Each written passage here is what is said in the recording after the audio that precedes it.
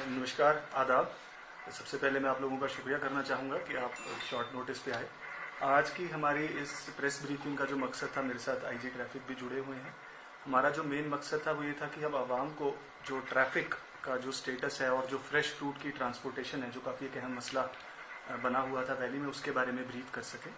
तो मैं ये बताना चाहूँगा कि पिछले 10 दिन में जो एक SOP फॉर्मुलेट हुआ था चीफ सेक्रेटरी साहब की डायरेक्शन में, जिसके अंदर डिस्ट्रिक्ट एडमिनिस्ट्रेशन, ट्रैफिक की टीम, नेशनल हाईवे की टीम, BRO सभी ने मिलकर जो काम किया है, उसके बदौलत तकरीबन 1,37,000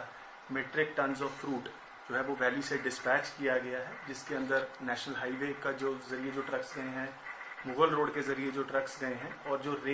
ट्रेन की पार्सल वैन सर्विस है, उन तीनों को अगर मिलाकर के बात करें तो 1,37,000 मीट्रिक टन्स ऑफ फ्रूट को डिस्पैच किया गया है।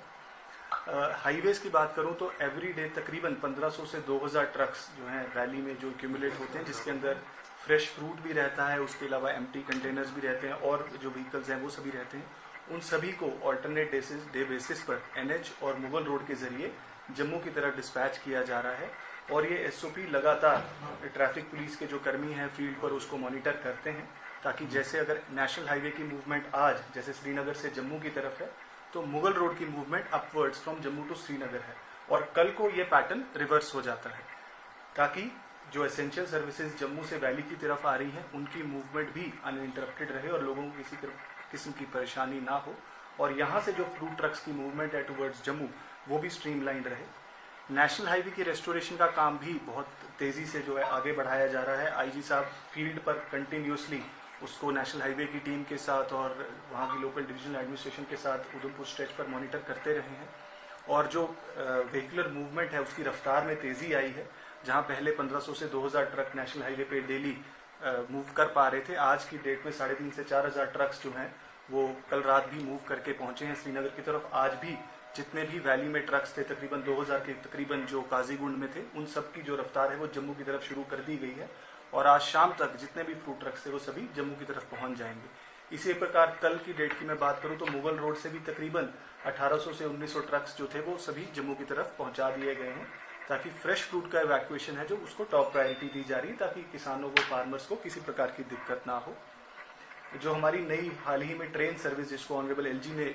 शुरुआत जिसकी की थी, पार्सल वैन सर्विस, जिससे ट्रक जो फ्रूट है हमारा डायरेक्टली श्रीनगर से दिल्ली आदर्श नगर तक पहुंचाया जा रहा है, उसके अंदर भी काफ़ी प्रोग्रेस हमारे फार्मर्स ने in collaboration with rail administration की है, और तकरीबन 800 से 1000 टन जो है फ्रूट डेली ट्रेन के जरिए डिस्पैच किया जा रहा है। और हमारे फ्रूट ग्रोवर्स ने एक डिमांड रखी थी कि श्रीनगर के साथ साथ अनंतनाग और बारामूला में भी जो है फ्रूट की लोडिंग हो, तो वो प्रोसेस भी अब शुरू हो चुका है, ताकि जो फार्मर्स नॉर्थ कश्मीर के हैं वो बारामूला को, और साउथ कश्मीर के फार्मर्स अनंतनाग के रेल स्टेशन को यूज करके अपने फ्रूट को ट्रेन के जरिए भी दिल्ली तक पहुंचा सकते हैं। एसेंशियल सर्विसेज की बात करेंगे, क्योंकि पेट्रोल, डीजल और LPG को लेकर काफ़ी सारी र्यूमर्स कश्मीर में रही कि शायद शॉर्टेज की दिक्कत आ रही है और कुछ परेशानी लोगों को देखने को मिली। तो मैं बताना चाहूँगा कि आज के समय में हमारे पास एक हफ्ते का स्टॉक अवेलेबल है, चाहे वो पेट्रोल हो, चाहे वो डीजल हो, चाहे वो LPG की बात हो, और फूड और कंज्यूमर सर्विसेज जो डिपार्टमेंट है उसको मेक श्योर वो कर रहा है कि अवेलेबल रहे सभी जो हमारे पेट्रोल पंप्स हैं, वहाँ पे फ्यूल अवेलेबिलिटी हो, उसकी रैशनल फेयर डिस्ट्रीब्यूशन हो। LPG जो हमारी सर्विसेज है वो भी बिल्कुल पूरी तरीके से बहाल चल रही हैं, और रेगुलरली ही स्टॉक को रिप्लेनिश भी किया जाएगा। जैसे मैंने बताया, जो SOP है हमारा मेंटेन्ड है। तो मैं आपके जरिए सभी लोगों से अपील करना चाहूँगा कि किसी भी प्रकार के र्यूमर्स को, अफवाहों को, उसके ऊपर भरोसा ना करें, और सफिशिएंट जो स्टॉक्स हैं एसेंशियल सर्विसेज के वो वैली में अवेलेबल है। किसी प्रकार की पैनिक बाइंग की, किसी किस्म की पैनिक बाइंग की हमें ज़रूरत नहीं है, और रेगुलरली जो है एडमिनिस्ट्रेशन, हमारा फूड सर्विसेज डिपार्टमेंट, हमारी पुलिस की टीम, ट्रैफिक की team, district administration, divisional administration इस चीज़ के ऊपर बराबर नज़र बनाए हुए है कि हमें किसी प्रकार की दिक्कत ना आए। और जैसा कि हम देख रहे हैं कि वेदर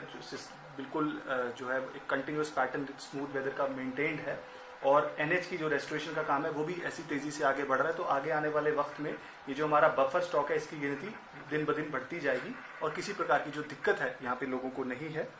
ऑनरेबल चीफ सेक्रेटरी साहब on a regular basis national highway के रेस्टोरेशन का काम को रिव्यू कर रहे हैं, ताकि जो मैंने पेस बताया इसको और हम बढ़ावा दे सकें, और वन वे से